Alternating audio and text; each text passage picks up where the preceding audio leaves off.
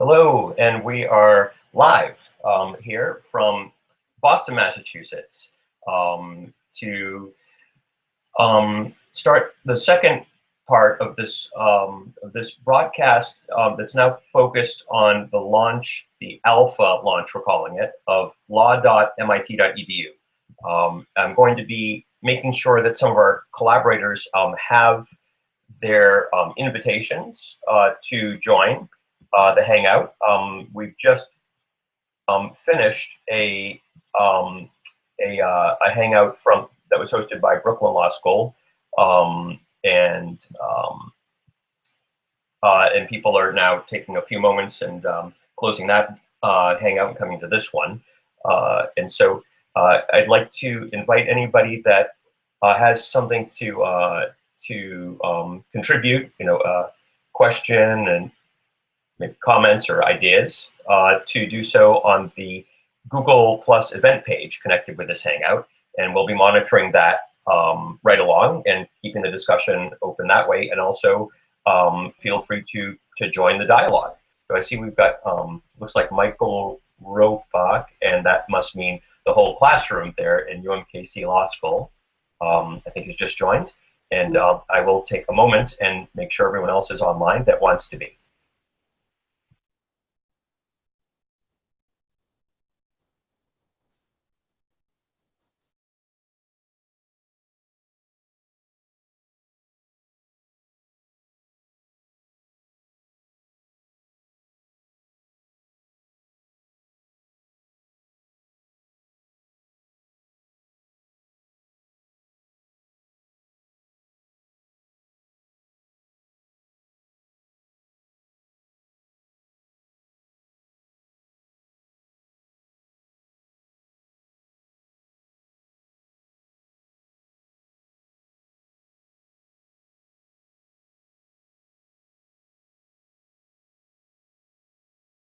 I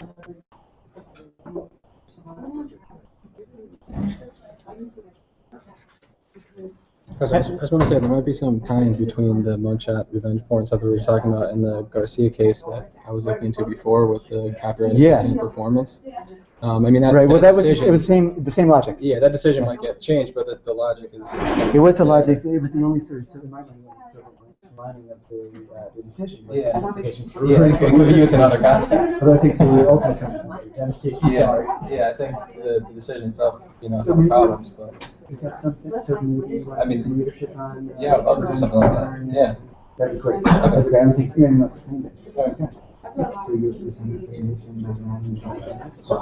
She's waiting for her to ask me, so I'll ask her now. Send me a note. Send me an email to remind me. Yeah, sure. Yeah.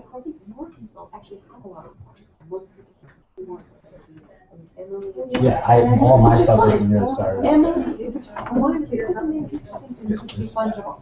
So Emily and Jonathan and Samantha were on which institution is they should also be speak to us. Okay. So I'm just letting you know, I definitely will come on Friday at 3:30. Yeah. I just wrote that down. Go up with me at my office. I emailed you also. I don't know if you got it last Friday. Yeah, just show up my office a little before 3:30 and leave promptly at 3:30. If you're not there when I leave, What's there? The address is on the. Tuesday afternoon. So We're in the building all in here. Was there? Yeah. There's another interview that I was trying to Should I have like bring anything? Like I had research on like the live tech stuff. I don't know. I was looking into like what they do and stuff. I don't know. Just go inspire to want to help them. Okay, cool. And frankly, the goal is to sort of figure out who's going to That'd be cool. And I didn't know like when I did college stuff we talked about last time. And it's really wild. yeah, it's fine. I forgot. Who else is on it? My friend. I mean, we exhausted our time. I don't like when I have to do all that. No, I just got an email.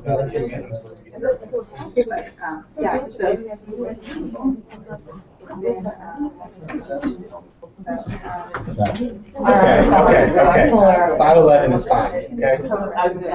Barely. Gotcha. How tall is that? Yeah, I got a big guy. Tuesday, rest are asking available 1 to 4. That works for them, it works for me. That works for me too.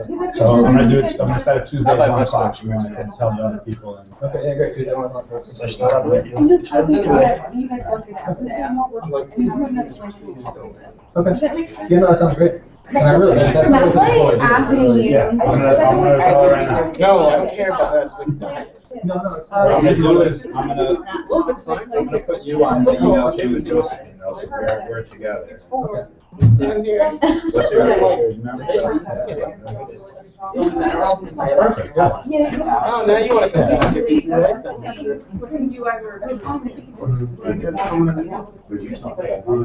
It's really nice. I'm working right now on this and I'll have the stuff over there.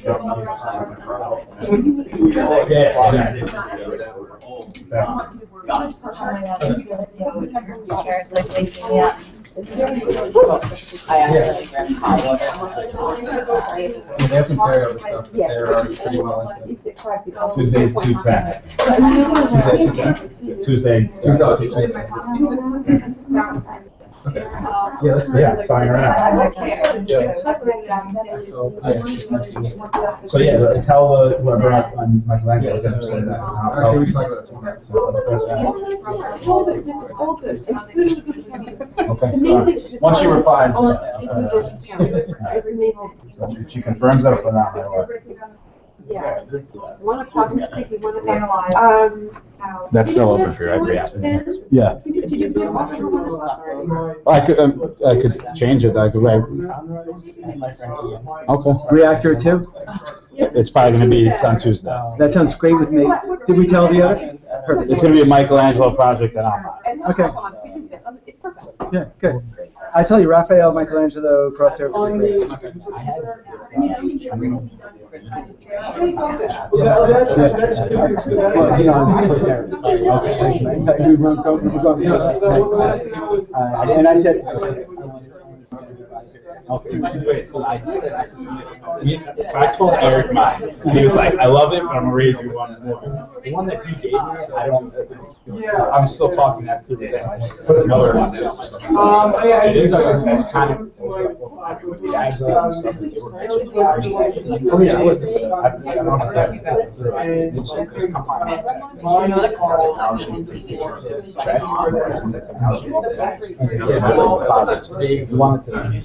So the commercial visual talks about everybody break down. So then are you All right, hey everybody. It's a little bit different. I'm still going back. I might tweak it. I think you're going to be back in this one. Whatever. well, They're kind of the same. Awesome. Hey everybody, can you hear me okay? I love that. Yeah. All right. So we'll talk about that. Cool. in fact, you better turn it to that time. With Eric, maybe. Jonathan Hey. and team, We're here. am I coming through all right? Yep. Oh, great. Is this good timing, or have you had enough break time yet? Yeah, we're good. We're 90% here. Okay. And how about in UMKC? It looks like Ellen's coming back. Well, we're back. And I think Evan's coming back. We've got probably at least one more. Don't know how long we're all going to hang out with you, but we'll start. Okay. So why don't we get started then? So I'd like to start with a demo of how we're starting the semester.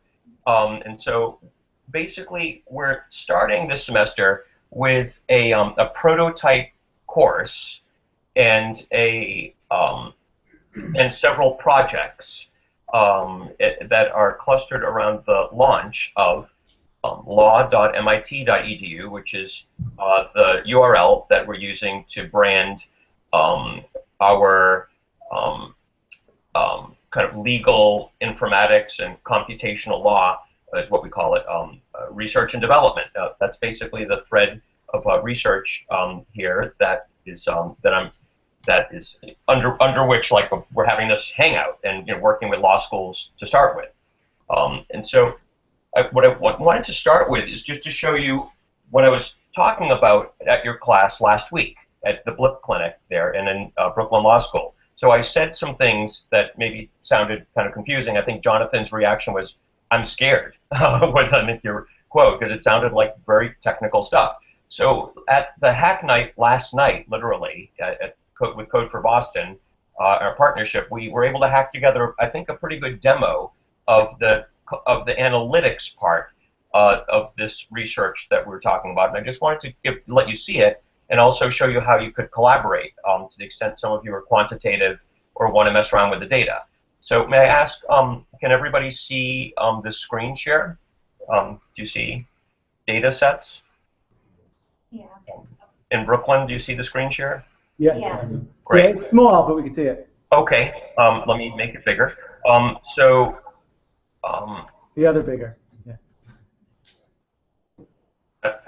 So what this is, and I'll click down to it, is this is a very simple Google-based interface called Google Public Data, and what we're doing with some data sets of the United States Code and the Uniform Law, which we've been analyzing lately, is trying to do the science in a way that's open science, which means that any law school or statistics program or computer science, math, if anyone that's interested in working on legal data sets could easily get the same data that we had and replicate the studies or the experiments that we did.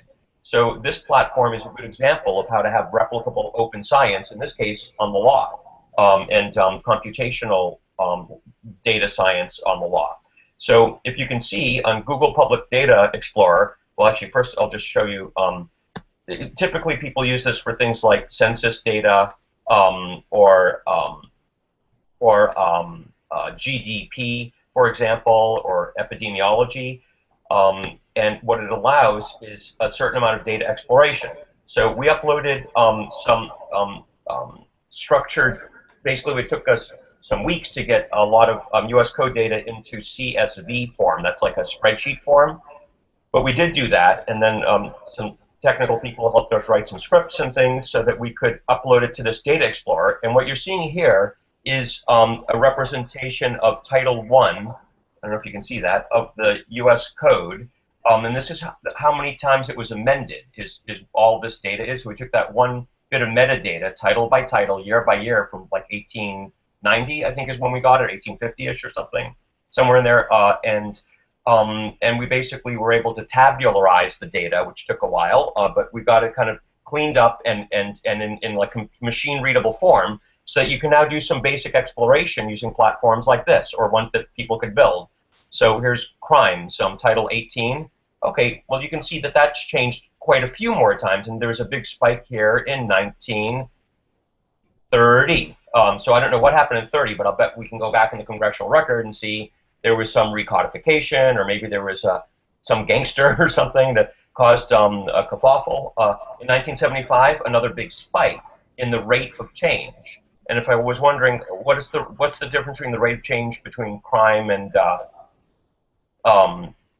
this is an actual question, crime and education, say, you can actually start to sort of see these laid out. So one that people were wondering is, does commercial policy tend to predict changes in tax policy, or the other way around, or is there any relation? And when you think about change, well, the rate of change for law is amendments, and then how laws are interpreted. But if we just stick with amendments, what's the Internal Revenue Code? That's Title 40 something? I'm forgetting. Anybody know? It's not 17? Is it 17? Yeah. 26.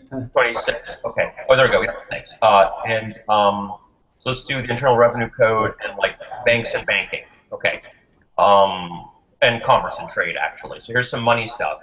And sure enough, there's kind of some similar activities in terms of the spikes. So another thing that you can do here is you can now narrow the range.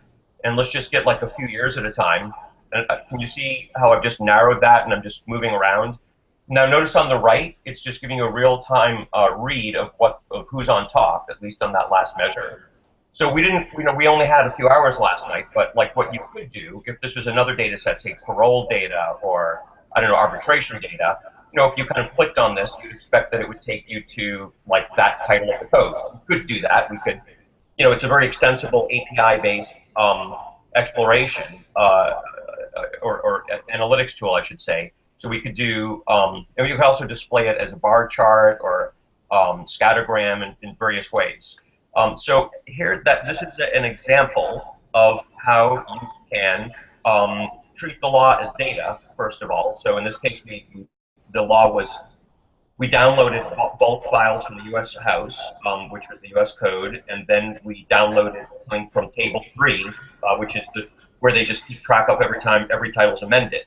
And then we took a while, but we got that into a spreadsheet form, more or less, and then we were able to upload it to this Google Public Data Explorer. So now anybody that was interested in this can go to that link, it's linked near the top of law.mit.edu.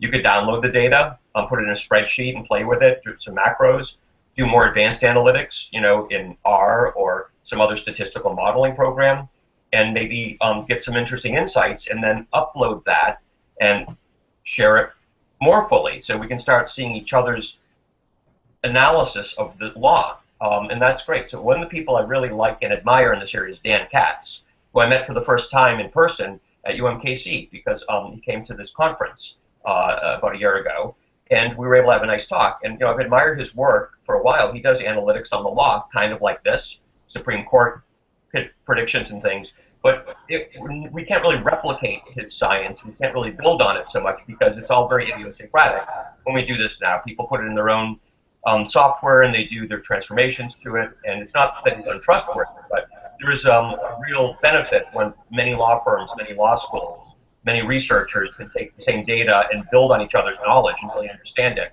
And it is, in fact, a way to make sure that we haven't introduced errors, which is only human.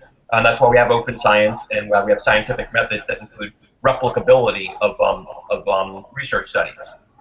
So none of this is a research study, it's just early exploration, but we're experimenting. This is a long way of saying we're experimenting at MIT now with what would it look like, among other, for the law in the future, to introduce some more scientific and strictly technical practices into the practice of law and lawmaking, and into the industries like analytics and support around the law. And this is one of the things that we think, this is a poster child for that in some ways. So, so before I go to the other projects that we have, let me just ask if there's any questions or comments or criticisms, especially around that little demo I just showed with the U.S. Code, or with the idea of having law as data and doing data science or analytics on it. Questions? That was all built last night? Yeah. I would imagine that you could then take other forms of data, like, Google has a lot of stuff, similar things where, like, you can search words and see how those words, how often they've been used across time. What? That's a great idea. So the person that inspired this is William Lee, who's a PhD student in computer science. And I'll send you a link, Ellen, or put it on our website too, where he just published a paper with some other people from Harvard Law School and other places where they did just that. And it's a technique, a natural language processing technique called topic modeling. And he looked at the prevalence of phrases in the U.S. code using the same structured data set over decades, and did some very interesting analytics that some of it was eye candy, but some of it was very kind of aha kind of stuff looking at that. And he also did a study recently around the time after 2008, where he tracked phrases and language from one reform bill to the next, and you could see how certain kind of parties or coalitions were always trying to do certain things with disclosures or certain things with bank regulation and reform, and how that went through the process and became law. So yeah, the idea of looking at the phrases and the language, which really is so much of what the law is, and using computational techniques to understand it, to do descriptive analytics and modeling of it, and then maybe one day to predict it or optimize our results, I think is a really powerful thing that we could do. I don't know how to do that yet, but William is, just a couple buildings away, and he promised he'd come by, and we hope to build capability. I know Dan Katz knows how to do that, and we'd like to figure that out more and make that more open, so more curriculum, more law schools, and more people could learn to do that too. Well, and how difficult is it to take different existing platforms where people have done that in different ways and merge them so that your data set just grows? Well, I think we should have something in your conference in April where we, especially if Dan Katz can be there, where we talk about that, because I think that's what we should do. And then, how do you do it is another question.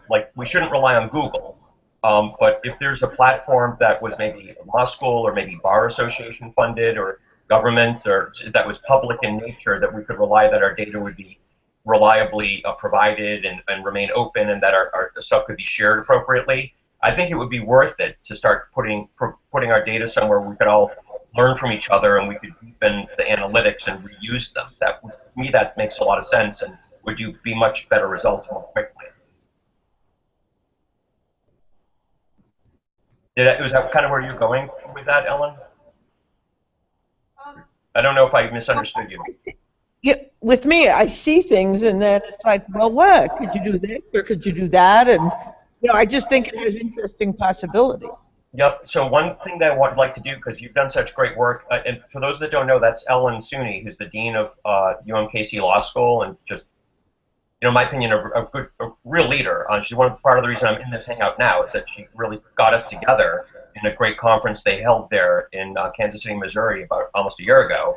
And Ellen, one of the things you've been doing with death penalty and wrongful conviction there, it's very important access to justice, and arguably the most, where the life's on the line.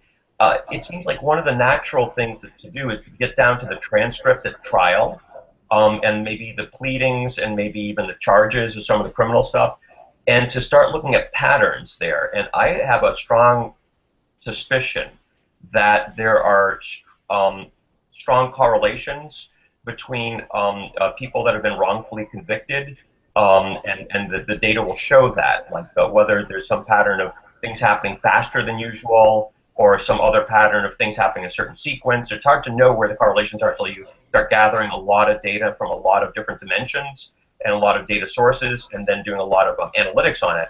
But I have a feeling that there would be ways to start to know where to put scarce resources on people that are that may have been wrongfully convicted, that are on death row, because the data will shortcut a trigger to look at that one, and maybe one day in trial to do decision support to understand when things are going a certain direction and tactically adjust trial strategy and litigation. So. Well, Daza, the Innocence Network collects a lot of data from the innocence projects around the country, and so I think that this is another example of where the ability to use analytics is out ahead of lawyers, and so I think there's a real role for the people who understand this technology better to help us figure out how you can use some of the data that's been collected and is sort of just sitting there to make it meaningful, either for litigation purposes or clemency purposes, or whatever it is that it might be helpful for. If you got the data, we've got the scientists. Our Innocence Project is involved with the network, and it's really the network that has the capacity to collect that, or it has a lot of it already, and it has the capacity to collect it from the projects. So here's something, Ellen, and for Jonathan, I know you're good. I feel like you're a very good thinker on this. A lot of data is public. That's great, no problem. We can share that openly for the time being. We can, just as a shortcut, even use this Google thing, and I recommend it, using that. But much of the most important data is not necessarily public, or maybe it would compromise your strategy to make it public. but the best data science, like the deep insights, the deep value, comes from plumbing the depths of the non-public data, like your grades and your disciplinary actions and your like your purchases and your vendor reports and on and on. I wonder if there isn't an opportunity to think about a clean room or a place that's trusted, where there's high security to protect the data appropriately. Like an Amazon, like maybe federally certified cloud provider for like HIPAA or FERPA data, and where then law students and other researchers, like for the Innocence Project specifically, could then, by permission, by signing a data sharing agreement, then be able to do deep analytics on the really hot data that's not public. But to do that requires some legal complexity in terms of how do you share data that's not public appropriately and make sure that it doesn't get in the wrong hands. But I believe if there's a way to do that, then some data that might be more sensitive, precisely that might be available to analyze, and what makes it more sensitive frequently might also make it much more valuable to get at the results that the Innocence Project seeks. Mm-hmm. Well, yeah, I think for Innocence Project, I think they're more proprietary in terms of the defense side, but I think they also begin to realize that the results of what they do are as important to the prosecution and understanding how not to screw things up in the future cases as it is to the defense. When you talk about, universities and such, university counsel offices tend to be among the least entrepreneurial and most conservative about release of information that I've ever seen. So I think that's a long ways in coming. Yeah, that sounds typical. Okay, and Jonathan, is there anything else, or Ellen, Tony, Michael, Jonathan, any other questions and insights or ideas about this data science? That's kind of the special sauce here. Like that's the thing that we do, especially in Sandy Pentland's lab, Human Dynamics Lab. It's a big data shop where that's where I am embedded. So we've got great resources there, and that's like that. So if you have any ideas or concerns, we'd like to hear them before we do a proper launch. Well, from my perspective, the thing I want to do is figure out, are there specific tasks that you would like to delegate to lawyers, to law students right now? And every time we do this, I feel like it's, the students absorb some of it, they don't absorb all of it, they leave trying to figure out if there's something they could do, and then they forget about it and don't know what to do next. There's a very important task, very, very important, which is exactly what you do in law school better than anywhere, and it has to do with characterizing what is the law, and so what we are missing with the data sets of the law, statutes and regulations, is semantic content descriptors. So what I mean by that is, in West's law, a case site is exactly what I'm talking about. But of course, the case sites are proprietary, and they're owned by and were created by West and that company. What we now have is open data, public data of the law, which is appropriate from our legislators and regulators, and we're slowly getting it together thanks to Ben Kalos and others that Jonathan has helped to get into the mix, as open data available at city sites, and that we can do things like I just showed. But now it's a structure. It says like Title 1, 2, 3, and maybe it'll have the header information. But torts relates to. There's a little bit about torts across the U.S. Code and the Mass General laws. There's a little bit about contracts across all of those laws. There's a little bit about a lot of things that you would ordinarily see in case sites or other annotations. If there was a way to maybe pick an area of law and just add like a code that we would agree on, like hashtag contract or something, or however people were annotating it across an entire data set, like one entire title of the U.S. Code or one entitled chapter or something like that, or maybe all the headers. or something like that. That would be humongous, because then we are now getting another feature of the data, which adds dimensionality to the data, meaning we can apply a great many more methods of statistical modeling and analytics. And so it's very flat, not very dimensional data now. And it's really just, how many sections of the structure of it, and that doesn't tell us what it says and what it means. So if we could somehow think through how to do some annotation in a way that was consistent, not haphazard, person by person, and maybe they just annotated a few things, that may be insightful for a person reading it like narrative, but it doesn't help us if we want to do computation law. So that is, I think, the biggest need in my mind. So if folks can get their head around that, this is actually a pretty great concept. And a few years ago, we had a guy come in. He was a lawyer at a big New York law firm. He quit to start a company called Spindle Law. I just checked to see if Spindle Law still exists. It doesn't exist. I knew he was mothballing it. Spindle Law was essentially it was a way to essentially crowdsource West head notes. It was going to allow lawyers to participate in annotating opinions. So it meant that the crowd was going to come up with something that wasn't West keynotes, West header notes, but it was better. It's like Rap Genius, but yes. In fact, it was right around the time of Rap Genius. Oh, it was right. Yeah, now they do Law Genius. Yeah. Do you know Law Genius? Yes, that's very similar. So if we applied something like Law Genius, but see, Law Genius is not being applied to authoritative open data sets that everyone's using, and so you have to know to go to Law Genius or to integrate with it, which is okay, but that's not the genius part, In fact, that's the dead end part in my view.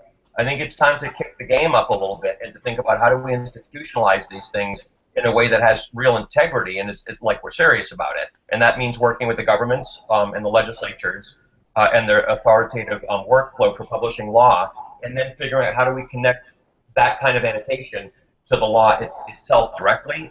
The other distinction I would make is that Rap Genius is kind of person by person and crowdsourced, which is cool. That's very, very cool. But it's a little different from my answer to your question about what I think is missing. That would be a good fit for law schools, bar associations, trade associations, and other powerful groups that know what the law is. And I think what that is a proper professional complete job according to the same standard. So if you look at how the American Bar Association Antitrust Committee marks up and annotates statutes that apply to them in their law reviews and stuff, or how the tax bar does it, or the International Chamber of Commerce has certain codes that they put across law to monitor import-export stuff. They do a complete job, not just some people kind of did this way and other people kind of did that way and good luck. That's not a complete job.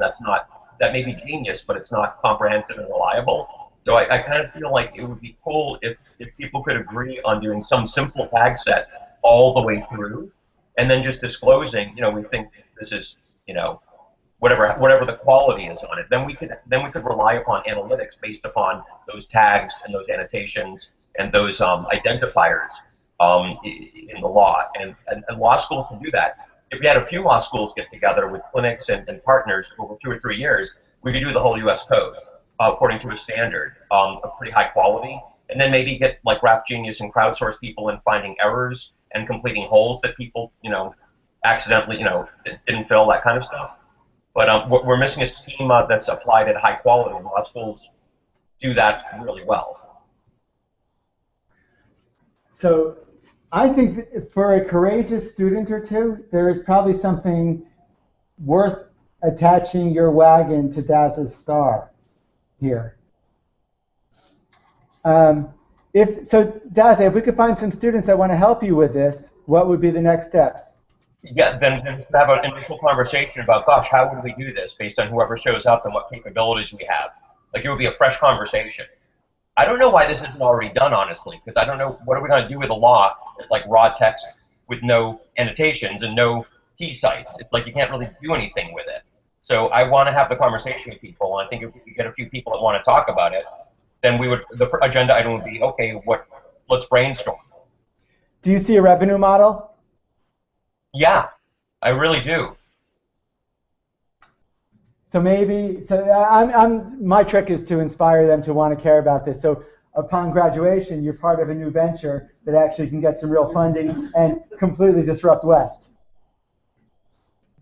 That's what you're, Jonathan, asking. Yeah, so you just described what's important here. I agree with Jonathan.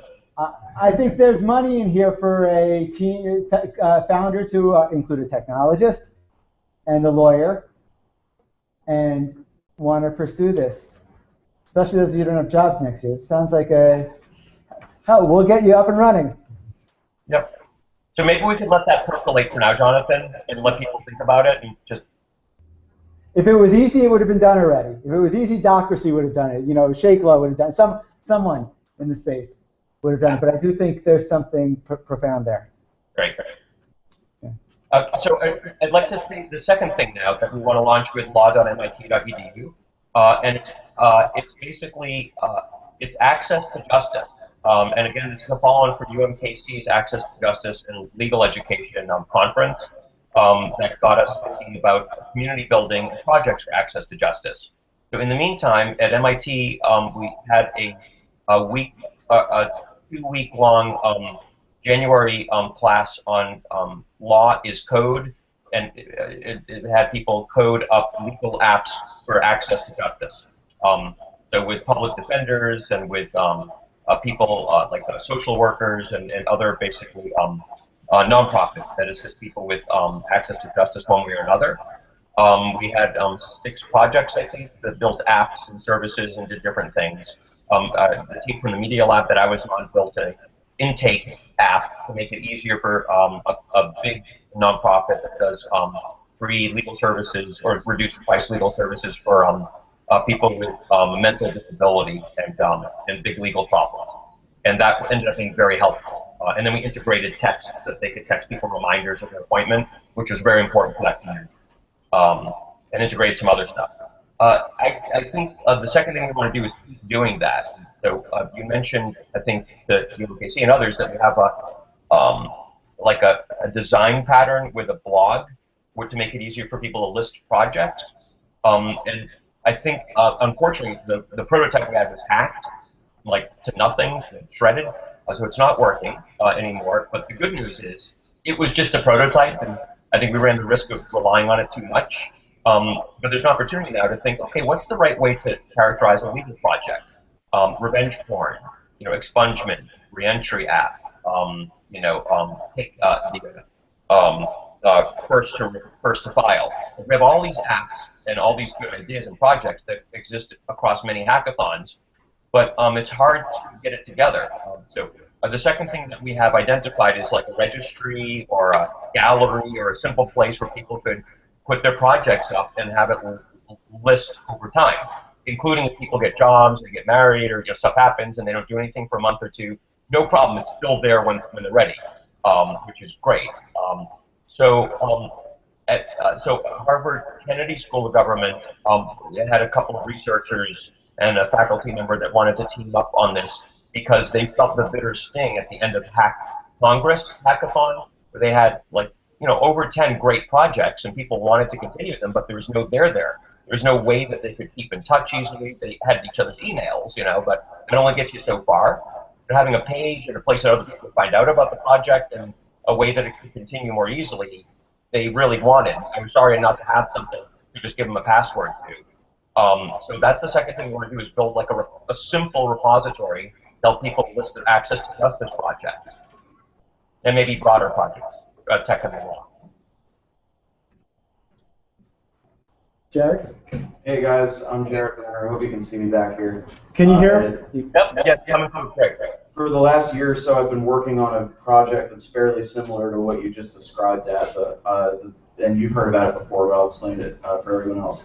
The basic idea is to create a new resource for the broader legal tech community that will organize and document all of the policy issues across all areas of the law that are being talked about by technologists and lawyers coming together and people at hackathons. It's less of a code sharing and project management tool like what you described, and more of a knowledge base and encyclopedia. It was originally envisioned as a wiki, but I've spent the last year or so trying to think about the features that a site like this would need, and it's kind of become its own design at this point in my head. I've also worked with a really fabulous team of student researchers here at the law school to start writing some of the actual content for the pages of the site. But no code has been written. I haven't worked on a wireframe yet, and I'm looking for a coder who, ideally one person, or maybe two people tops, who I can work with over the next 6 or 7 weeks or so to put together a very bare bones, just get the point across quickly kind of demo that I can quickly demonstrate an event we're having at the law school in early April. So I'm curious, Daza, if there's anyone at MIT who might want to work with me, or if there's anyone at UMKC, of course, I'm happy to work with you guys. And if the idea itself is not enticing enough, I also have a small budget from the law school for this project, which I would be more than happy to spend on a dedicated coder. Okay. So I guess the question would be, what would be the? I mean, it seems like these projects would be a good match for each other, because if there were a number of projects that were in one place, so if there was like a tank with a fish in it, then you could be like shooting fish in a barrel. To have people that would have knowledge that you could then extract from general that would be a place we want to know, that would be like users to talk to. I think in that, so that's one natural context. If there's another context where there are people that already want this or have the knowledge that want to be partners, I would think that would be the most important demographic audience to identify. Because it's a great project, but the fuel is the people that have the knowledge and people that want the knowledge, and then building like an ecology so that systemically that can occur.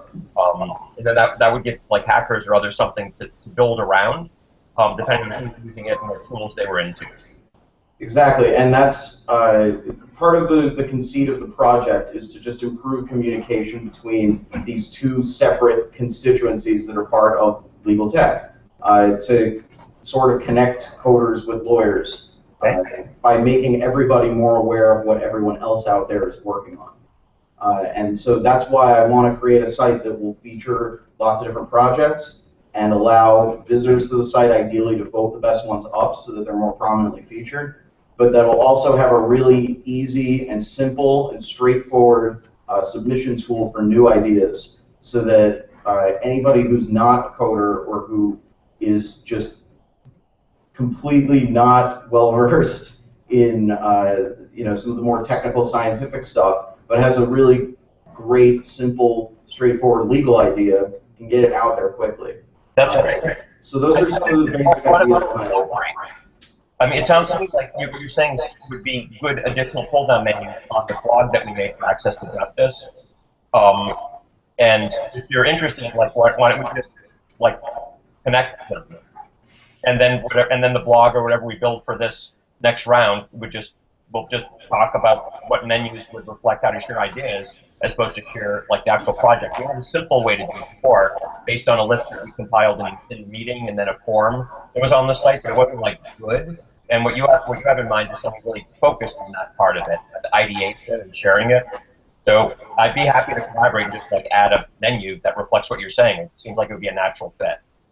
That would be good. There are some practical reasons, though, why I really need to have my own thing developed that I can show off at a demo, because this project was part of a competition that we held at the law school last year, where I told the judges who gave me the money from the competition that I was going to have something to show them a year later.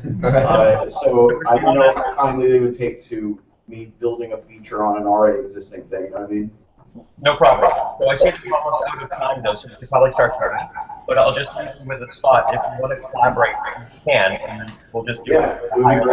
One modular, so that you could bring on your feature and function as a module that's added to what we're doing, or you could add it to a different site, or you could just demo it independently, standalone. Yeah, I'm more than happy to give it to you after I do that demo, so you can incorporate it. I just want to make sure that it's fully built out because I want to show off the features that I've been working on. Sounds If good. anybody on your team, Daza, or anybody, any one person who could work with me on this for a few weeks, I think we could create something pretty cool. I think in the context of the deeper collaboration, sure. So let's talk offline and see tolerances for that. Okay. So I don't have time to go through the other two projects that we're doing right now. Electronic contract documents and then online identity that we worked on with Tony. Helped us brainstorm legal issues around use of OpenID Connect and authorizations at the Protect Gym in Boston. So instead, I just end by talking about the class, which is we have something called Stella, our online class management tool at MIT, and we set up a law at MIT. I even here as a make-believe law school class. It's kind of what we're thinking about, maybe a law school in the future, somewhat different pedagogy, somewhat different style. And the sort of thing that you can imagine happening potentially at MIT, and maybe as a prototype. And so I wanted to throw out there that there's anyone who's interested, especially thinking now about law school faculty and staff, and any students that are maybe interested in academics and the law school as an institution and continuing education. Teching away at that through the semester, and we hope by the summer to have a class that's finished. But we have everything set up, curriculum and syllabus and courses in the lab and everything, just using the MIT software site, populating with legal and technical stuff. If you're interested in that, I'd like to hear from you. With that, and what Jonathan and friends and collaborators at Casey Law, see you there in the video frame, but you're there. Thank you, and I'd like to hand the mic back. Excellent. All right. So look, seriously, I want to impart upon you the seriousness of purpose here. Think about these projects. You can all come up with great ideas, and they can really turn into viable businesses. All right. Thanks. It's great to see you all. Bye, Daza. Bye, UFAC.